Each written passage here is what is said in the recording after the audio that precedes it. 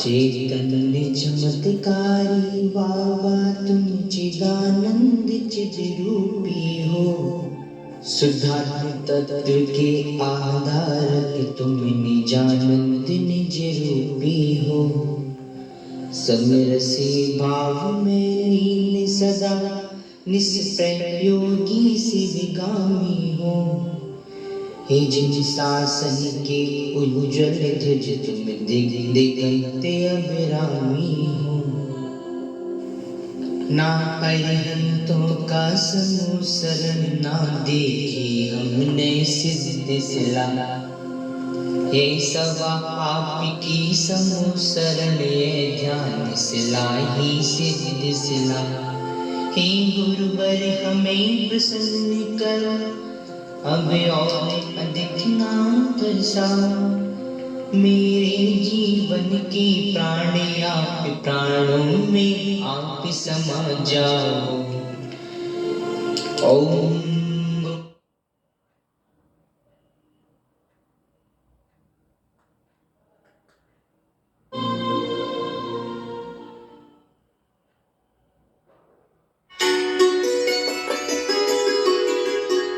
प्रिय बंधु, आगममयी पीयूष देशना से प्राणी मात्र का कल्याण करने वाले जगत आराध्य चर्या शिरोमणि परम पूज्य आचार्य गुरुदेव श्री विशुद्ध सागर जी महामुनि राज के तीर्थ संपावन चरण कमलों में उनके प्रिय शिष्य प्रसन्न मना मुनि श्री प्रणुत सागर जी महाराज की प्रेरणा से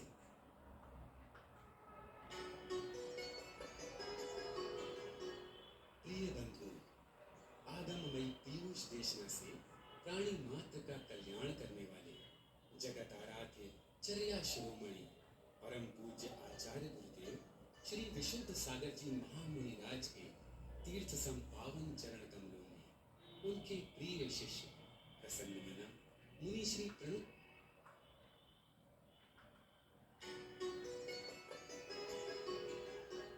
प्रिय बंधु, आगममयी पीयूष देशना से प्राणी मात्र का कल्याण करने वाले जगत आराध्य चर्या शिरोमणि परम पूज्य आचार्य गुरुदेव श्री विशुद्ध सागर जी महामुनि राज के तीर्थ संपावन चरण कमलों में उनके प्रिय शिष्य प्रसन्न मना मुनि श्री प्रणुत सागर जी महाराज की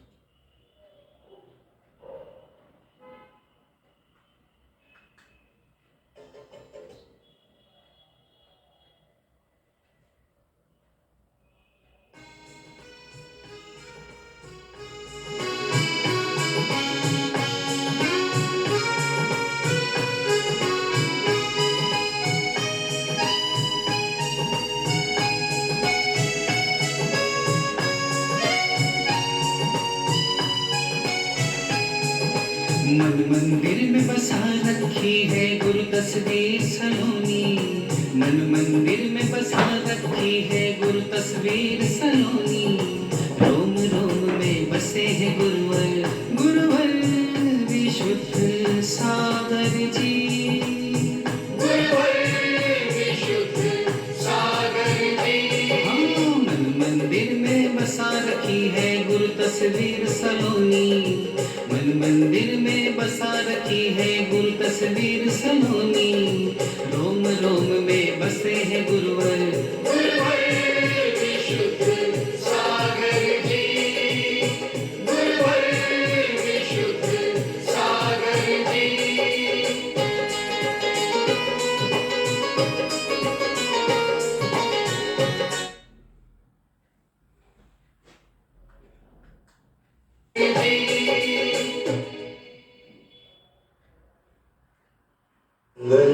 मंगल करण गीतराग विज्ञान नमोता ज्ञाते अरहंतादि महान। जो विद्यादि सागर सुधी जो विशुद्ध सागर सुधी गुरु है जैसी। शुद्धात्म में निरत नित्य हितोपदेशी। बेपाप ग्रीष्म ऋतु में जल है सयाने। पूजूने सतत केवल ज्ञान पाने। पूजूने सतत केवल ज्ञान पाने पूजू है, सतत केवल ज्ञान पाने। तीन भुवन में सा वीतराग विज्ञानता, शिव स्वरूप शिव का योग संहार के। छठाला ग्रंथ के मंगलाचरण में वीतराग विज्ञानता को नमस्कार किया। वीतराग विज्ञानता ही आनंद स्वरूप और मोक्ष सुख को देने वाला है। राग द्वेष से रहित विशेष ज्ञान को वीतराग विज्ञान कहते हैं। वीतराग विज्ञानता भेद विज्ञान से आती है। तीनों लोकों में भेद विज्ञान ही सार है। आचार्य अमृतचंद स्वामी ने 131वें कलश में लिखा है, भेद विज्ञानता सिद्धा सिद्धा एकिल कीजे, अशैव भाव तो बद्धा बद्धा एकिल कीजे। आज तक जितने जीव सिद्ध हुए हैं वे भेद विज्ञान से ही सिद्ध हुए हैं, और जितने जीव संसार में रुल रहे हैं वे भेद विज्ञान के अभाव में रुल रहे हैं। अतः अच्छे प्रकार से भेद विज्ञान करो। भेद विज्ञान ही पूजा है, भेद विज्ञान ही स्वाध्याय है, भेद विज्ञान ही प्रभावना है। पर से एकत्व ही अनादिकालीन रोग है और उसी का इस जीव को दुख है, तथा पर से विभक्त भेद विज्ञान उस दुख को दूर करने का उपाय है। यह जीव जिस पर्याय में जाता है उसी रूप अपने को समझने लगता है, उसी पर्याय में एकत्व कर लेता है, और यह एकत्व इतना घनीभूत होता है कि मेरी सत्ता इससे अलग है, यह जीव सोच ही नहीं पाता जीवन भर। जिस मनुष्य पर्याय को पाने के लिए स्वर्ग के देवता तरसते हैं, उसे यह शरीर व उसकी पर्यायों की सेवा में ही समाप्त कर देता है। मैं सुखी दुखी में रंग राव, मेरे धन ग्रह को धन प्रभाव, मेरे सुत्ती में सबल दीन, बेरूप सुबह मूरख विहीन। मिथ्यात्व के कारण यह जीव शरीर के सुखी दुखी होने पर मानता है, मैं सुखी हूँ, मैं दुखी हूँ, मैं धनी हूँ, मैं गरीब हूँ, धन मेरा है, गाय बैल मेरे हैं, मेरा बड़ा प्रभाव है, पुत्र मेरे हैं, स्त्री मेरी है, मैं बलवान हूँ, मैं निर्बल हूँ, मैं कुरूप हूँ, मैं सुंदर हूँ, मैं मूर्ख हूँ, मैं चतुर हूँ, ऐसा मानता रहता है। कार्मण शरीर तो पुद्गल कार्मण बलगणाओं से बना है, वह चेतन आत्मा का नहीं हो सकता। और जब कार्मण शरीर ही आत्मा का नहीं है तो कार्मण शरीर से बना नौकर यह शरीर आत्मा का कैसे हो सकता है। और जब शरीर ही आत्मा का नहीं है तो स्पष्ट रूप से भिन्न स्त्री पुत्र मकान आदि आत्मा के कैसे हो सकते, कभी नहीं हो सकते। जहाँ देह अपनी नहीं तहाँ न अपना कोई, घर संपत्ति पर प्रकट है पर है परिजन लोए। फिर भी उसी में फंसकर यह जीव अपने बहुमूल्य जीवन को समाप्त कर देता है। यह एकत्व शरीर से एकत्व ही रोग और समस्त दुखों का घर है। अतः शरीर से एकत्व को दूर करो। शरीर जड़ है, आत्मा चेतन है। शरीर रूपी है और आत्मा अरूपी है। यद्यपि दोनों का एक क्षेत्रावगाह संबंध है, पर वे कभी एक नहीं हो सकते, वे भिन्न भिन्न ही हैं। यदि शरीर में एकत्व बुद्धि छूट जाए तो अनंत कष्ट दूर हो जाए। निज को निज पर को पर जान, फिर दुख का नहीं लेश निदान। छठाला के दूसरे छंद में संसार भ्रमण का कारण बतलाया है। ताही सुनो भई मंथिर आन, जो चाहो अपनो कल्याण, मोह महामत पियो अनादि भूल आपको भरमत बादी। इस जीव ने अनादिकाल से मोह रूपी मदरा पी रखी है, इसलिए अपने आत्मस्वरूप को भूलकर शरीर में अपनापन करता है और व्यर्थ में संसार में भ्रमण करता है। यदि शरीर के साथ अपनापन करोगे तो दुख कभी दूर नहीं होगा, क्योंकि वह कभी स्व नहीं है, हमेशा पर है। और यदि आत्मा के साथ परायापन करोगे तो कभी सुख नहीं होगा। अतः अपनी मान्यता को बदलो। मैं शरीर नहीं हूँ, मैं आत्मा हूँ। मान्यता का परिवर्तन ही संसार की सबसे बड़ी क्रांति है। सकल दुखों और संसार भ्रमण का मूल कारण शरीर को अपना मानना है। जितना जितना शरीर को अपना मानोगे उतना उतना राग बढ़ता जाएगा। और जितना जितना शरीर को आत्मा से भिन्न मानोगे तो राग पिघलने लगेगा। जड़ तन में आत्मस्थ बुद्धि ही सकल दुखों की है जड़ मूल। इस जड़ देह में आत्मबुद्धि ही अनंत कष्टों की एकमात्र जड़ है। यदि शरीर से एकत्र छूट जाए और आत्मा में एकत्र हो जाए तो अनंत कष्ट दूर हो जाए। यदि एक बार शरीर से कट्टी कर लो तो शरीर मिलना बंद हो जाएगा, और यदि शरीर से दोस्ती करोगे तो शरीर मिलता जाएगा और चारों गतियों में भ्रमण चलता रहेगा। 6 ढाला ग्रंथ की पहली ढाल में चारों गतियों के दुखों का वर्णन किया है, क्योंकि जब तक इस जीव को संसार से भय नहीं लगेगा तब तक वह मोक्ष के लिए पुरुषार्थ नहीं करेगा। जब तक जीव अच्छे से बीमार नहीं हो जाता तब तक वह दवा भी नहीं लेता। जब अच्छे से बीमार हो जाता है तो डॉक्टर को दिखाने जाता है। यदि कोई स्थिर मन से पहली ढाल का विचार करे तो संसार से भय हुए बिना न रहे।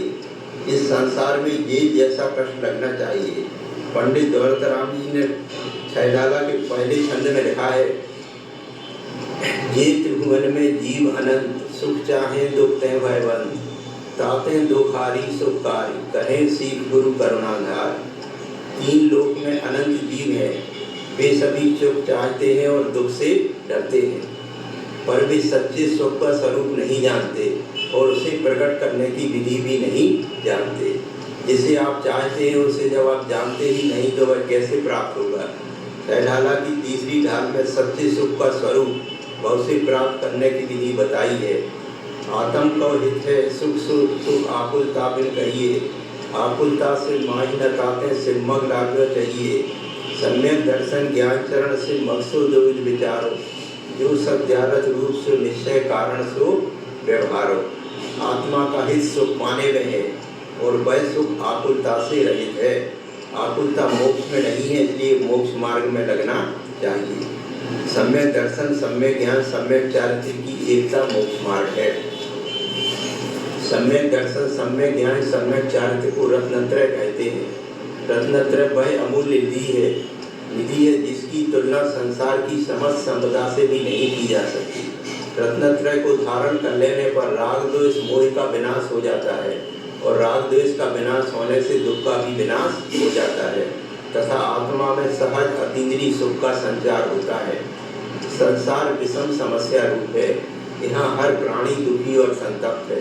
संसार के दुखों से छूटने का एकमात्र उपाय रत्नत्रय को धारण करना है। वही भव्य जीव जन्म मरण रूप संसार से मुक्त होकर मोक्ष के अनंत सुख को प्राप्त कर सकता है, जो निरंतर आत्म ध्यान में लीन रहकर वेद विज्ञान के द्वारा इस आत्मा मंदिर में प्रवेश करता है, विषय विकारों में जाते हुए मन को रोकता है तथा उच्च चारित्र पाता है। अतः यदि सुखी होना चाहते हो तो रत्नत्रय को अच्छे प्रकार से समझकर धारण करो। ज्ञानार्णव ग्रंथ में आचार्य सुखचंद महाराज ने लिखा है, तैरेव ही विशीर्यन्ति विचित्राणि विलिन्यपि, दृग्बोध संयमय कर्म निगनानि शरीरनाम। सम्यक दर्शन, सम्यक ज्ञान और सम्यक चारित्र से जीवों की नाना प्रकार की बलवान कर्म रूपी बेड़ियां टूटती हैं। जब यह आत्मा रत्नत्रय को धारण कर समस्त कर्मों से छूट जाता है तो अनंत काल के लिए अनंत सुखी हो जाता है। हमारा यह जीवन बड़ा कीमती है। अनेक जन्मों में हमने जो भावना भाई थी उसका यह फल है कि हमने यह मनुष्य पर्याय और जैन कुल प्राप्त किया है। यदि इस समय हम रत्नत्रय को धारण कर सके तो जीवन सफल समझिए, अन्यथा निष्फल है। पर इसके लिए बड़ा बलिदान करना होगा। मोह का, कसायों का, राग का।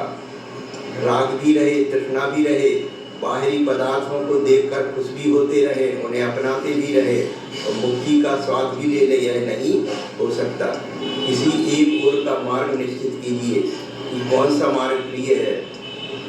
यदि मुक्ति का मार्ग प्रिय है तो राग द्वेष मोह व उनके कारणों को छोड़ना होगा। आचार्य एकौंदी देव ने लिखा है, एन कसाया भवंति मनस्तम जीव मुंच मोहम, मोह कसाय विवर्जिता परम प्राप्नोसि सम्बोधम। परमात्म प्रकाश। हे जीव, जिस मोह से अथवा मोह को उत्पन्न करने वाली वस्तु से मन में कसाय होवे, उस मोह तथा मोह निमित्त पदार्थ को छोड़। फिर मोह को छोड़ने से मोह कसाय रहित हुआ तुम। नियम से राग द्वेष रहित ज्ञान को पावेगा। यदि निज को जानना है तो पर को जानने का विसर्जन करना होगा आज ही। जिन निमित्तों से उपाधि विकृत होता है, उन निमित्तों का आपको बुद्धिपूर्वक दूर होना है, और जिन निमित्तों से उपाधि प्रशस्त होता है, उन निमित्तों को बुद्धिपूर्वक संग्रहित करना है, और अपने को तत्वाभास करने व संयम धारण करने के गहरे संस्कार दीजिए व सतत सामायिक कीजिए। पहला,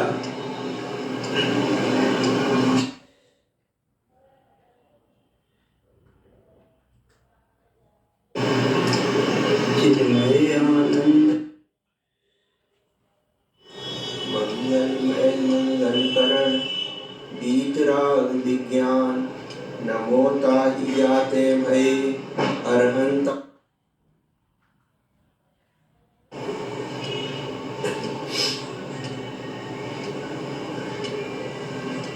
आचार्य विशुद्ध सागर महाराज ने समय देशना भाग 4 ग्रंथ में लिखा है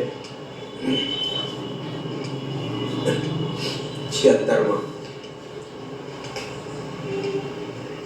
कसाय की गर्मी में व्यक्ति को कुछ भी समझ में नहीं आता, और सबसे मधुर गर्मी नौ कसाय की है। कोई क्रोध करते दिख जाए तो आप उसको उल्टा सीधा सोचते हो, मान करते दिख जाए, लोभ करते दिख जाए, मायाचारी करते दिखे तो तुम समझ लेते हो इन सब को आप कसाय मानते हो। लेकिन हास्य, रति, अरति, शोक, भय, जुगुप्सा, स्त्री वेद, पुरुष वेद, नपुंसक वेद, ये भी कसाय हैं। ज्ञानी ध्यान दो, जैसे क्रोध में आकर स्वरूप की अविचलता नष्ट होती है, ऐसे ही हास्य में स्वरूप की अविचलता नष्ट होती है। चित्त एकाग्रता का आनंद है, वह दोनों में विलीन होता है। यदि आपको अनुभव करना है तो एक कक्ष में एकांत में बैठकर सामायिक करने लगना और यथार्थ सामायिक करना, उसकी अनुभूति ले लेना, फिर लोगों की बातों का वेदन करना, दोनों में क्या भेद है।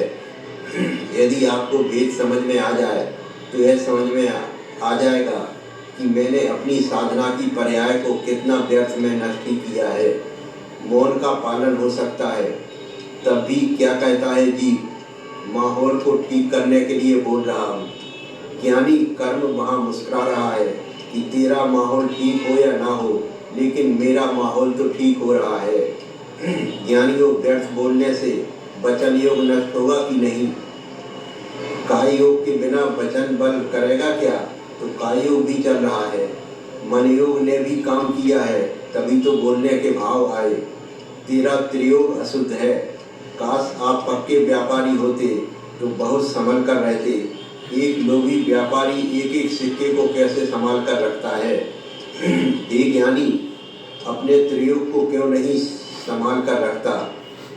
इस भाव भावुक भाव पर चिंतन करो। धरना ते भयवंता, बेयोगी धन्य है जो आवश्यक बोलने लायक को भी कम बोलते हो।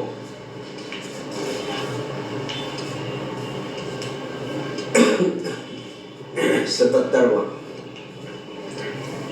पांच ही इंद्रियों की प्रवृत्ति आपको कहाँ ले जा रही है? एक एक इंद्री को निहारो। अन्य के पुद्गलों से हटा तो स्वयं के पुद्गलों में लग गया। स्पर्शन, रसना, घ्राण, चक्षु, श्रोत्र, ये 5 इंद्रियां हैं। हास, रति, अरति, शोक, भय, जुगुप्सा, क्रोध, मान, माया, लोभ, राग, द्वेष, द्रव्य कर्म, भाव कर्म, नौकर, ये सब जीव को भ्रमित किए हैं, ऐसा व्यवहार से कहा जाता है। लेकिन ध्रुव सत्य है कि जीव भ्रमित है। भ्रमिता किए कि हमने कर्मों में कर्तापन थोप दिया। नहीं ज्ञानी, कर्मों ने भ्रमित नहीं किया, कर्मों से तुम भ्रमित है। कर्म भ्रमित करते ही होते, कर्मों की चलती ही होती तो मोक्ष मार्ग बंद ही हो जाता। कुछ बात तो गहरी और पकड़ो। ज्ञानी इस बात को लेकर बैठेगा तो घोर मिथ्यात्व में चला जाएगा कि महाराज जी, कर्म का विपाक आएगा तो हमको ऐसा करना ही पड़ता है। तो शील नाम की कोई वस्तु नहीं बचेगी, संयम नाम की कोई वस्तु नहीं बचेगी, और तुम ईश्वरवादी जैसा कर्मवादी हो जाएगा। ज्ञानी तेरा जिन शासन कहाँ जाएगा? एक उद्गलवादी एकांतिक जो अपने स्वरूप को नहीं समझ पा रहा है, वह हर बात में यही कह देता है कि पुद्गल का परिणमन है। अरे भाई, पुद्गल का परिणमन कहकर तू भगवान आत्मा को क्यों छल रहा है? सुनो, यह पुद्गल का परिणमन नहीं है, यह आत्मा की राग दशा है। जो तुम भोग रहे हो, रो रहे हो, हंस रहे हो, यह कोई पुद्गल का परिणमन नहीं है। पुद्गल पर दिखाई देता है लेकिन होता भीतर है। ज्ञानियों, यह पुद्गल का परिणमन कहकर भगवान आत्मा को दुर्गति में मत भेज देना। चेहरा सूखा दिखता है, चेहरा गीला दिखता है, चेहरा उदास दिखता है, चेहरा मुस्कुराता दिखता है। विश्वास रखना, यह चेहरे की मुस्कुराहट नहीं है, यह चेहरे का रूखापन नहीं है। भीतर जो बैठा है ध्रुव भगवान आत्मा, उसकी राग दशा, उसकी द्वेष दशा, उसकी कासायक दशा, उसकी विभाव दशा ही चेहरे पर नजर आ रही है। यदि चेहरे में हाव भाव होते तो मुर्दे में भी हाव भाव होना शुरू हो जाएंगे। इसलिए चेहरे पर तो होते हैं पर चेहरे में नहीं होते, होते किसी और में है। उसका नाम है आत्मा। ज्ञानियों, यह चैतन्य ही प्रोजेक्टर है। यह चेहरा तो पर्दा है। जो भाव होते हैं तू कितना ही छुपा लेना, परंतु चेहरे को छुपाकर कहाँ जाएगा तू? अंदर का गदगद भाव है तो चेहरे पर आएगा, अंदर का विषाद भाव है तो चेहरे पर आएगा, और साम्य भाव है तो चेहरे पर आएगा। कहाँ छिपाने जाओगे? इसलिए ध्यान दो कि कर्म का उदय, कर्म विपाक मुझे भोगना ही पड़ेगा, यह शाश्वत नियम नहीं है। कर्म के विपाक के अनुसार मुझे चलना ही पड़ेगा, यह शाश्वत नियम नहीं है।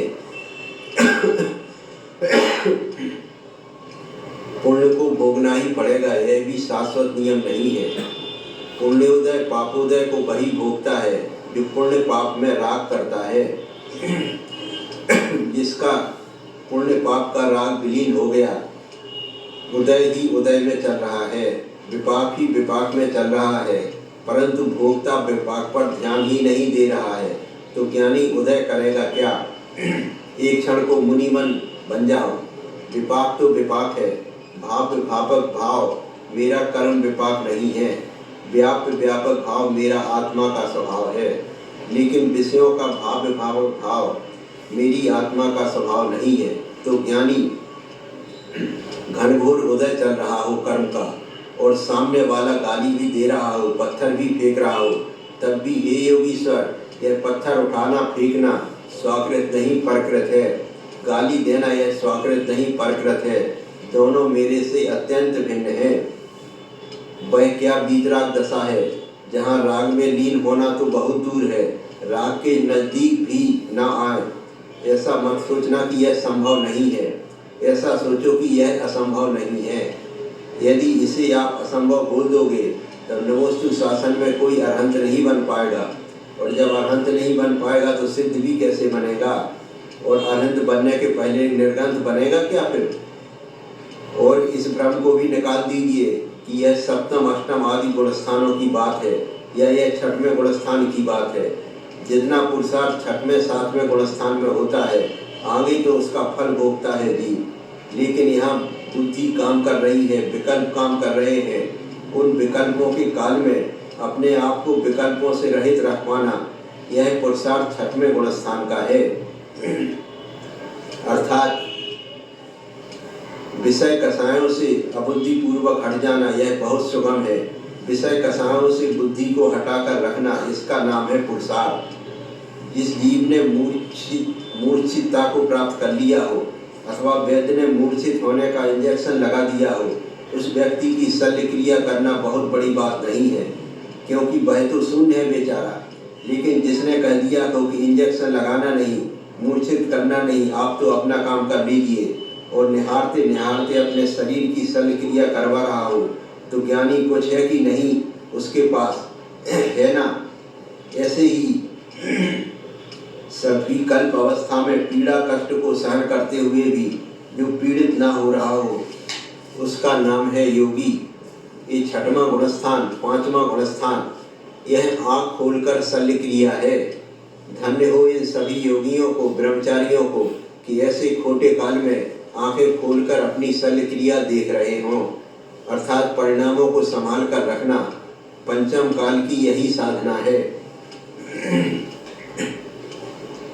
78वां। हे मुमुक्षुओं, संसार भ्रमण कर्मकृत हो सकता है, लेकिन जीव का मोक्ष मार्ग कर्मकृत किंचित मात्र भी नहीं है। आत्मा को कर्मफल भोगना पड़ता है, परंतु भोगी को ही भोगना पड़ता है, योगी को नहीं भोगना पड़ता। बोले महाराज, सनत कुमार मुनिराज को तो पुष्ट हो गया था। महाराज, पांडव मुनिराजों पर उपसर्ग हुआ, पाटनाथ पर उपसर्ग हुआ। ठहर जाइए, यह हुआ कि भोगा है। आप यह बताओ कि कोई थाली लगाकर रख जाए, आप सेवन करोगे तब भोक्ता कहलाओगे, कि रखी थाली को देखकर ही भोक्ता बन जाओगे। बस ठहर जाओ, थाली आ गई और थाली चली गई और आपने एक गिलास भी उठाकर नहीं खाया, तो क्या तुम थाली के भोक्ता हो गए? और भोक्ता हो गए तो नवीन कर्म का बंध भी तो होगा। अहो, आभूषण लोहे के पहना दिए, कपट ने उपसर कर दिया, गजकुमार पर सिगड़ी रख दी, कार्तिकेय स्वामी को छीन दिया, सुकुमार व सुकौशल का भक्षण कर लिया, परंतु ज्ञानी भोक्तृत्व भाव से नहीं देख रहे थे, वे ज्ञातृत्व भाव से देख रहे थे। भोक्तृत्व भाव से देखते तो निर्वाण नहीं हो सकता था, ज्ञातृत्व भाव से देखा सो निर्वाण हो गया। ज्ञातृत्व भाव से बैठना, भोक्तृत्व भाव में हर्ष विषाद है और ज्ञातृत्व भाव में ज्ञायक भाव है।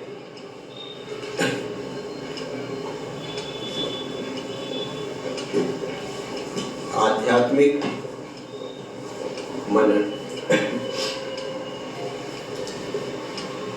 8वां, अनादिकाल से आत्मा मोह के जाल में उलझा हुआ जिस किसी वस्तु को इंद्रियों व मन के द्वारा ग्रहण करता है, उसी में राग या द्वेष कर लेता है। निराकुलता, चिंता रहितता और शांतता को चाहता हुआ भी आकुलता, चिंता और अशांति के उत्पन्न करने वाले भावों में पड़ जाता है, इसी से और अधिक अशांत हो जाता है।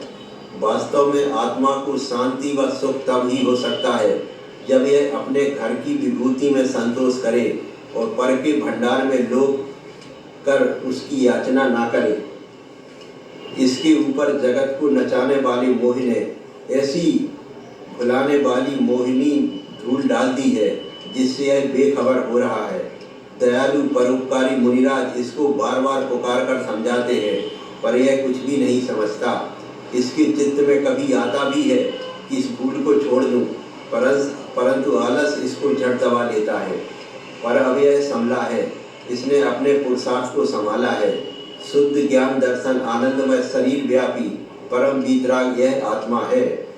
क्रोधादि विकारी भाव इसके स्वभाव नहीं, इस तरह का मेरा असल स्वरूप है।